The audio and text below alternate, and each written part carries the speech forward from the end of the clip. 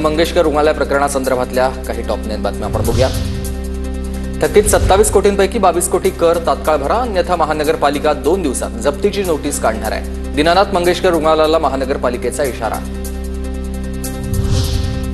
गर्भवतीच्या मृत्यू प्रकरणी दीनानाथ मंगेशकर रुग्णालय दोषी आहे। राज्य सरकारच्या दोन्ही अहवालात मंगेशकर रुग्णालयावर ठपका, सूत्रांची माहिती आहे। मंगेशकर कुटुंबियांनी दोन्ही मुलींचं 18 वर्षापर्यंत पालकत्व घ्यावं, भाजप आमदार अमित गोरखेंची मागणी। कुटुंबियांनी खरं तर आम्ही सर्व सक्षम आहोत, पण खऱ्या अर्थानं सामाजिक दृष्ट्या भान ठेवून त्यांनी या भिसे कुटुंबियांचं, खास करून त्या 2 मुलींचं दातृत्व मातृत्व 18 वर्षापर्यंत घेतलं पाहिजे, ही माझी वैयक्तिक मागणी। दीनानाथ मंगेशकर रुग्णालयासमोर 19 तारखेपर्यंत पुणे पोलिसांकडून जमावबंदी, आंदोलनाच्या पार्श्वभूमीवर निर्णय। आजपासून 100 मीटर परिसरामध्ये आंदोलन करता येणार नाहीये।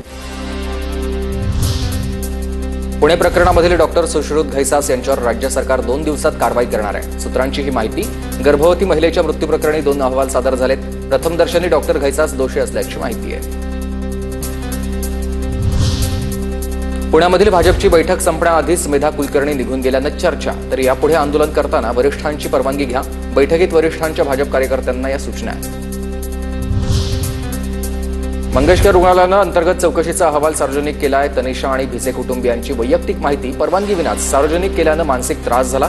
सविता भिसेंची राज्य महिला आयोगाकडे तक्रार, रुपाली चाकणकरांची ट्विट करत माहिती। तनिषा भिसे यांचा 10वा आहे। आपल्या संस्कृतीमध्ये 10वा दुखवटा दूर करण्यासाठी केला जातो, पण आता हा दुखवटा दूर कसा करणार? चित्रसेन खिलारेंकडून भावना व्यक्त। तनिषा भिसे यांच्या मृत्यूनंतर पिंपरी चिंचवड पालिकेला जाग, महानगरपालिकेच्या वैद्यकीय विभागाकडून 650 रुग्णालयांना नोटिसा। कोणत्याच रुग्णाकडून डिपॉझिट घेऊ नका, अन्यथा रजिस्ट्रेशन रद्द करण्यात येईल, पालिकेचा इशारा।